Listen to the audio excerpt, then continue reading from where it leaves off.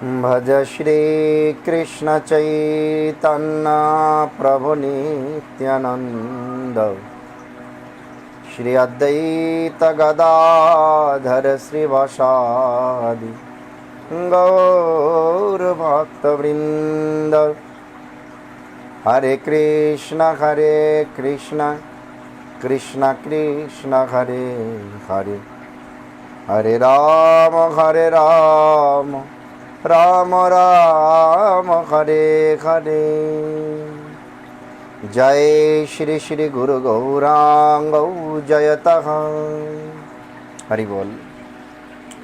सर्वाग्रे बर्तमान पृथिवीव्यापी श्री श्री गोपीनाथ गौरी मठ प्रतिष्ठानेर आचार्यपाद सभापति ओं विष्णुपाद अष्टोत्तर शत श्रीशील भक्ति विबुध अवधन गोस्वामी महाराजेर अभय रातुल चरणे अनंत कोटि साष्टांग प्रणति ज्ञापन करछि। तत्पर समग्र पृथिवीव्यापी श्री श्री गोपीनाथ गौरी मठ प्रतिष्ठानेर प्रतिष्ठाता आचार्य नित्यलीला प्रविष्ट ओं विष्णुपाद अष्टोत्तर शत श्रीशील भक्ति प्रमोद पुरी गोस्वामी ठाकुरेर अभय रातुल चरणे अनंत कोटि साष्टांग प्रणति ज्ञापन करछि। तत्पर हইতো कृपा प्रार्थना करछि। तत्पर सपरिकर सब पार्षदरत नित्यलीला प्रविष्ट जगद्गुरु शिल प्रभुपाद भक्ति सिद्धांत सरस्वती गोस्वामी ठाकुरेर अभय रातुल चरणे अनंत कोटि साष्टांग प्रणति ज्ञापन पूर्वक अहैत कृपा प्रार्थना करछि। उपस्थित भक्तवृंद, वैष्णवीवृंद, सभी भक्तेर चरणे अनंत कोटि दंडवत प्रणति ज्ञापन करछि। हरि बोल। सकल भक्तदेर श्री श्री चैतन्य चरितामृत कथाते स्वागत करछि। आज आमरा श्रील माधवेंद्र पुरीपाद प्रेम आचार्य साक्षात সেই ব্রজধামের কল্পবৃক্ষ আমরা শ্রীল মাধবেন্দ্র পুরীপাদের সেই সর্বোত্তম ভাব, গৌরীয় বৈষ্ণবগণের যে সর্বোত্তম ভাব সে সম্বন্ধে চর্চা করতে যাচ্ছি। তো চৈতন্য চরিতামৃতে নিত্যলীলাতে কস্তুরী মঞ্জুরি, আর ওই কস্তুরী মঞ্জুরি যিনি কৃষ্ণদাস কবিরাজ গোস্বামী রূপে জগতে আবির্ভূত হয়ে সেই অপ্রাকৃত প্রেমকথা, সেই প্রেমতত্ত্বের গ্রন্থ শ্রী শ্রী চৈতন্য চরিতামৃত রচনা করেছেন। তিনি তার ভাষাতে বলছেন, চৈতন্য চরিতামৃতের যে মূল রহস্য, সেই মূল রহস্য কি উদ্দেশ্যে কে কে করেছে তার সর্বোত্তম উপায়ে তিনি বিচার বিশ্লেষণ করে বলেছেন, এর আস্বাদনের ব্যক্তি চারজন নয়, অর্থাৎ চৌঠা কোনো ব্যক্তি নয়, কথা দিয়ে তিনি এটাই বুঝিয়েছেন যে এই কথাকে তিনজন আস্বাদন করেছেন, চতুর্থ কেউ নেই, মানে তিনজন আছে। কে সেই তিনজন? তাই এখানে বলেছেন, এই শ্লোক কহিয়াছেন রাধা ঠাকুরানী, তার কৃপায় স্ফুরিয়াছে মাধবেন্দ্র বাণী। অর্থাৎ মাধবেন্দ্র পুরীপাদের মধ্য দিয়ে যে কথা জগতে প্রচারিত হয়েছেন, মাধবেন্দ্র পুরীপাদকে উপলক্ষ করে জগতের সমস্তকে সেই প্রেম আস্বাদন করবার জন্য বিতরণ করা হয়েছে। কিন্তু সেই সব কথা স্বয়ং শ্রীমতী রাধারানীই বলেছেন। তাই বলছেন, কিবা গৌরচন্দ্র ইহা করে আস্বাদন, ইহা আস্বাদিতে আর নাহি চৌঠা জন, यानी চতুর্থ কোনো ব্যক্তি নেই। অর্থাৎ রাধারানী বলেছেন মাধবেন্দ্র পুরীপাদের মধ্য দিয়ে আস্বাদন করেছেন গৌরচন্দ্র। অর্থাৎ এই তিন ব্যক্তি কে? প্রথমত শ্রীমতী রাধারানী, দ্বিতীয়ত মাধবেন্দ্র পুরীপাদ, আর তৃতীয়ত গৌরাঙ্গ মহাপ্রভু। তো এই কথা চৈতন্য চরিতামৃতে শ্রীকৃষ্ণদাস কবিরাজ গোস্বামী পাদ খুব সুন্দর করে বিস্তারভাবে আলোচনা করেছেন যে কি সেই কথা, কি সেই ভাব। অর্থাৎ সেই ভাব অন্য কোনো ভাব নয়, সেই ভাব বিরহ ভাব, সেই ভাব বিপ্রলম্ব ভাব। বিপ্রলম্ব বলা হয় সংস্কৃতিতে, বাংলাতে বলা হয় বিরহ ভাব। অর্থাৎ বিরহ ভাব কি, যে একজন ভক্ত তার জীবনের সর্বোত্তম বস্তু পাওয়ার লক্ষ্যে তিনি যতটা সময় সেই বস্তু অর্জন করতে পারবেন না, সেই বস্তু পাওয়ার জন্য তার যে গভীর আকাঙ্ক্ষা, তার যে অনুসন্ধান, তার যে চেষ্টা, তার যে সাধন, এবং সেই সাধন অর্জিত না হওয়া পর্যন্ত তিনি একটা তার মনোভাবকে দুঃখিতভাবে তিনি সর্বদা প্রচেষ্টা করে যান দৃঢ়তার সঙ্গে। এখানে বলা হয়েছে যে যত এই মাধবেন্দ্র পরিপাদের বলা অর্থাৎ শ্রীমতী রাধারানীর আনুগত্য, যার নাম গৌরী, সেই গৌরীর অনুসারী তাকে বলা হয় গৌরীয়, অর্থাৎ গৌরীয় বৈষ্ণবে রাধারানীর আনুগত্য স্বীকার করে সর্বদা কৃষ্ণকে অনুসন্ধান করা। আমরা দেখতে পাই, যদি কার্তিক মাসের লীলাতে আমরা যাই, সেখানে কি দেখতে পাই যে কৃষ্ণ দর্শন হচ্ছে না, রাধারানী আদি সারে গোপীগণ কি করলেন না, কাত্যায়নী দেবী, পূর্ণমাসী দেবীর আনুগত্য স্বীকার করলেন, তাকে গুরু বলে মেনে তার ব্রত করলেন। উদ্দেশ্য কি? কৃষ্ণের সঙ্গে মিলন। 1 মাস ব্রত হবার পর সমস্ত রাধারানী আদি গোপীগণ কৃষ্ণের সঙ্গে মিলন হলেন। এই মিলন হওয়াকে বলা হয় সম্ভোগ লীলা, অর্থাৎ প্রত্যেকটি জীব তার ইষ্টদেবকে যতদিন না পর্যন্ত প্রাপ্ত হতে পারেন, তার চরণে আশ্রয় নিয়ে তার সেবা প্রাপ্তি না করতে পারেন, ততদিন পর্যন্ত তার ভাব থাকবে বিরহ, মানে বিপ্রলম্ব। তাই এখানে মাধবেন্দ্র পরিপাদ শ্লোকের মধ্য দিয়ে বলছেন, ওই দীন দয়াদ্রনাথ হে মথুরানাথ কদা বলোক্যস্যে হৃদয়ং স্বালকতারং দয়িত ভ্রম্যাতি কিং করাম্যহম। কথাটা গভীর আবেগের সঙ্গে প্রকাশ করেছেন কে? শ্রীমতী রাধারানী। এবং সেই শ্রীমতী রাধারানীর কথাটা প্রকাশ হয়েছে কোথা থেকে? মাধবেন্দ্র পরিপাদের মাধ্যমে। তো বলা হয় মাধবেন্দ্র পরিপাদ মূল কল্প বৃক্ষ। তিনি নিত্যলীলাতে আমরা বলি ভক্তিতত্ত্বের অভিধেয় তত্ত্বের প্রণাম মন্ত্রে কি বলি যে দিব্যা বৃন্দারণ্য কল্প ধ্রুমাদহ। এক কল্প ধ্রুম, ধ্রুম यानी বৃক্ষ, দিব্য বৃন্দাবনে এক কল্প বৃক্ষের নিচে, ওই যে বৃন্দাবনে যে কল্প বৃক্ষের নিচে শ্রী শ্রী রাধা গোবিন্দ একটা সোনার সিংহাসনে উপবিষ্ট আছেন, আর অষ্টসখী তাদের সেবা করছেন, আর তাদের যে এক এক জনের 8-8 জন করে যে সহযোগী মঞ্জুরি, তারা তাদের সেবার উপকরণ জুগিয়ে দিচ্ছেন। তো এইভাবে ওখানে যে কল্প বৃক্ষ বলা হয়েছে, যার নিচে রাধা গোবিন্দ রত্ন সিংহাসনে বসে আছেন, সেই কল্পবৃক্ষ সাক্ষাৎ মাধবেন্দ্র পরিপাদ।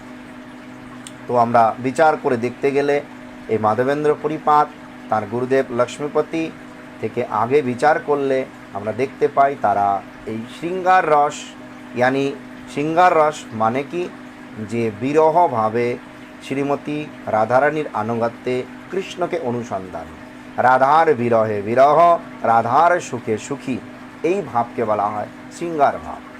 এইভাবে ভাবিত হয়ে আমরা দেখতে পাই মাধবেন্দ্র পরিপাদের, অর্থাৎ তিনি যে সম্প্রদায় 4 সম্প্রদায়ের মধ্যে স্বীকার করেছিলেন। 4 সম্প্রদায় কি না বলছেন? রামানুশ্রী সম্প্রদায়, রুদ্র সম্প্রদায়, কুমার সম্প্রদায়, আর বলা হচ্ছে ব্রহ্ম সম্প্রদায়। এই ব্রহ্ম সম্প্রদায় ব্রহ্ম মাধ্বা সম্প্রদায়কে মাধবেন্দ্র পরিপাদ আশ্রয় করলেও তাদের ভজনধারা শৃঙ্গার রসে ছিল না। তার প্রমাণ দেখা যায় যখন মহাপ্রভু দক্ষিণ ভারতে প্রচারার্থে তিনি দক্ষিণ ভারতবাসী ভক্তদেরকে কৃপা করতে গিয়েছিলেন। তো এইভাবে এই মাধবেন্দ্র পরিপাদ সাক্ষাৎ ব্রজের কল্পবৃক্ষ। তিনি যদি কল্পবৃক্ষ হয়, এই কল্পবৃক্ষের মূল শ্রী শ্রী গৌরাঙ্গ মহাপ্রভু। আর এখানে সমস্ত ভক্তবৃন্দ অর্থাৎ ঈশ্বর পরিপাদ আদি সমস্ত ভক্তবৃন্দ হচ্ছেন সেই বৃক্ষের শাখা প্রশাখা। আর এখানে তিনি সেই রাধারানীর কথা প্রকাশ করেছেন, বলেছেন যে হে দীন দয়াদ্র হে নাথ, হে মথুরা নাথ। দীন দয়াদ্র, দীনকে যিনি দয়া করেন, আবার বলেছেন হে নাথ, হে প্রভু, হে মথুরানাথ। কেন মথুরানাথ বলা হলো? কথাটাকে বিশ্লেষণ করলে এমনটি দাঁড়ায়, কৃষ্ণ ব্রজেন্দ্রনন্দন। কৃষ্ণকে মথুরানাথ কেন বললেন? তিনি মথুরানাথ বলে কথাটার গুরুত্ব আরও বাড়িয়ে দিলেন, যে কৃষ্ণ তুমি কখনো মথুরানাথ হতে পারো না, তুমি তো ব্রজেন্দ্রনন্দন কৃষ্ণ, তুমি তো রাধারানীর কৃষ্ণ, তোমার সর্বস্ব এই ব্রজধামে। কিন্তু আমরা জানি না কি অকারণে সেই অজানা রহস্যে তুমি মথুরা গিয়ে এই ব্রজবাসীদেরকে ভুলে গেছো। তাই কৃষ্ণকে তার এই কথাটা, তাদের এই প্রার্থনাটা আরতির সঙ্গে গভীরভাবে অনুভব করানোর জন্যই তাকে মথুরানাথ বলে আখ্যা দেওয়া হয়েছে। অনেকেই ভাবে কৃষ্ণ মথুরানাথ বলা হয়েছে, কিন্তু বিষয়টা বিচার করতে হবে। তো আমরা দেখতে পাই অনেক সময় অনেক বৈষ্ণবকে, অনেক ভক্তকে, অনেক লোককে তার ভিতরের আবেগকে প্রকাশ করাবার জন্য তিনি যা নয় তাই বলে তাকে আমরা আখ্যায়িত করি এবং পরবর্তীতে তিনি তার মূল কথাটা প্রকাশ করেন। তো কৃষ্ণকে ব্রজেন্দ্রনন্দন বললে আমরা ঠিক যেমনটি করে বলি গৌড়ীয় বৈষ্ণবদের মধ্যে একে অপরকে সম্বোধন করে বলি প্রভু হরে কৃষ্ণ। তো অনেকেই আমাদেরকে ব্যাখ্যা দেন প্রভু কেন বলেন। তো প্রভু কেন বলবো না, কেননা উত্তম বৈষ্ণবের দর্শনে প্রত্যেকটা জীবের হৃদয়ে সর্বদা পরমাত্মা বিরাজমান। আমরা সেই পরমাত্মাকেই প্রভু বলি, ওই জীবকে বলি না। তাই সর্বত্র ভগবান বিদ্যমান। এই উচ্চতর দর্শন নিয়ে গৌড়ীয় বৈষ্ণবরা একে অপরকে প্রভু বলেন এবং প্রভু বলে বলেন হরে কৃষ্ণ। আবার শাস্ত্রের ব্যাখ্যা শুনতে গেলে বলে হরে কৃষ্ণ। হরে কৃষ্ণ মহামন্ত্রের খণ্ডাংশ উচ্চারণ করলে অপরাধ হয়। হ্যাঁ, অনিবার্য কথা। যদি কোনো ভক্ত অজান্তে বা জেনে যদি তিনি মহামন্ত্রের খণ্ডাংশ উচ্চারণ করে তার অপরাধ হবে। তাই কখনোই মহামন্ত্র খণ্ডাংশ উচ্চারিত করা উচিত নয়, পূর্ণ করতে হয়। কিন্তু যে সকল মূঢ় ব্যক্তিরা গৌড়ীয় বৈষ্ণবদের একে অপরকে সম্বোধন করা এই হরে কৃষ্ণ দ্বারা ভুল ধরেন, তারা জানেন না কৃষ্ণের 108 নামের মধ্যে একটি নাম হরে কৃষ্ণ। অর্থাৎ বিচার করতে গেলে সর্বোত্তম গুরু বলরাম, সেই বলরাম গুরু বলছেন হরে কৃষ্ণ রাখে রাম প্রিয় বলরাম। অর্থাৎ বলরাম গুরুদেব, গুরুদেব আমাদেরকে জানাচ্ছেন কৃষ্ণ তুমি কার, বলছে হরে কৃষ্ণ, কৃষ্ণ তুমি রাধার। কৃষ্ণ কারোরই নয়, কৃষ্ণ কার? রাধার। সেই কৃষ্ণকে যদি কেউ বলে তুমি মথুরানাথ, দ্বারকানাথ, তুমি তো ব্রজের কেউ না, তখন কত বড় তাকে ধাক্কা দিয়ে কথাটা বলা হলো। আর তিনি কি তখন মেনে নেবে? একজন সৎ ব্যক্তিকে যদি আমরা হঠাৎ করে বলি আপনি অসৎ ব্যক্তি, আপনি চুরি করেছেন, আপনার চরিত্র ভালো না, আপনার কার্যকলাপ ভালো না, তিনি হঠাৎ করে বলবেন আমি বাবা কি করলাম, আমি তেমন কিছু করিনি। তাই কৃষ্ণ নির্দয়তার সঙ্গে মথুরা গিয়েছেন, ব্রজে নেই। কৃষ্ণ সর্বদা সুখী হন যখন তাকে বলা হয় তিনি রাধারানী, যখন তিনি ব্রজেন্দ্রনন্দন, তিনি ব্রজের কৃষ্ণ, তিনি সুখী হন। তার সেই সুখটাকে ধাক্কা দেওয়ার জন্য তাকে বলা হচ্ছে মথুরানাথ। তো বিচার করতে হবে কথাটা কতটা আরতির সঙ্গে, কতটা গভীরতার সঙ্গে, কতটা বিরহ ভাব নিয়ে এমন করে বলা হয়েছে তুমি তো আমাদের কেউ নয়, তুমি তো মথুরানাথ, কিন্তু তুমি দীনকে দয়া করো, হে প্রভু তুমি দীনকে দয়া করো, তুমি মথুরানাথ। কিন্তু আমরা দেখতে পাচ্ছি তুমি তো এখন আমাদের উপর দয়া করছো না, তুমি মথুরানাথ হয়ে গেছো।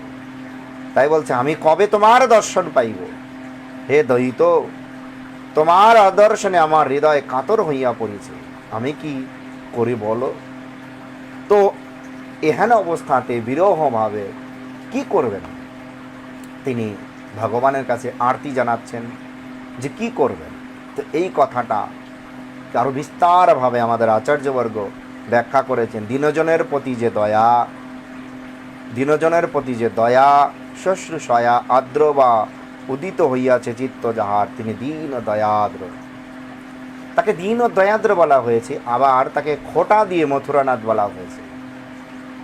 তো ভগবান দীনকে কৃপা করবেন, যিনি ভগবানের চরণে সর্বস্ব অর্পণ করে দিয়ে তার প্রার্থনাতে, তার দর্শনের আশাতে প্রতীক্ষায় প্রহর গুনছে। আবার তাকেই বলা হয়েছে তুমি তো দীন ও দয়াদ্র, আবার বলছে তুমি মথুরানাথ। একই সঙ্গে। তো ভগবান কৃপা করবে না কেন? প্রেমের আরতির সর্বোচ্চ স্তরে পৌঁছে গেলে ভগবান ভক্তের নিকট বশীকরণ হয়ে যায়, বশীভূত হয়ে যায়। সেই বশীভূত অবস্থাতে যে রাধারানীর গাঢ় ভাব, বলা হয় কৃষ্ণ প্রণয় বিকৃতি লাদিনী শক্তি রসমা। কৃষ্ণ যে প্রেম, সেই কৃষ্ণের প্রেমের যখন গাঢ় অবস্থা লাভ করেন, সেই গাঢ় অবস্থা একটা মূর্তি ধারণ করা হয়। সেই মূর্তি শ্রীমতী রাধারানী, অর্থাৎ ব্রজের প্রেমের যে পরাকাষ্ঠা রূপ, সেই মূর্তি স্বরূপিণী শ্রীমতী রাধারানী, তিনি তার ভাব মাধবেন্দ্র পুরীবাদের মধ্য দিয়ে জগতে প্রকাশ করেছেন। তাই প্রত্যেকটি ভক্ত যদি তারা গৌড়ীয় আচার্যবর্গের, ঠিক যেমনটি করে আদিমঠ শ্রী চৈতন্য মঠ সহ তার পার্শ্বদের দ্বারা, অর্থাৎ শ্রীল প্রভুপাদের পার্শ্বদের দ্বারা প্রতিষ্ঠিত গৌড়ীয় মঠের পরম্পরার অনুগত প্রতিষ্ঠিত আচার্যের অনুগত হয়ে তাদের চরণে আশ্রয় গ্রহণ করে যারা হরিনাম করছে, ভজনাদি করছেন, তাদের ভজনকে আগিয়ে নিয়ে যাওয়ার ইচ্ছা হয়, তাহলে একটাই উদ্দেশ্য, এই ভাব, অর্থাৎ সর্বদা কৃষ্ণ অনুসন্ধান, স্বতন্ত্র রূপে নয়, গুরুবর্গের আনুগত্যে। আর যতদিন কৃষ্ণকে প্রাপ্তি না হয় সর্বত্র,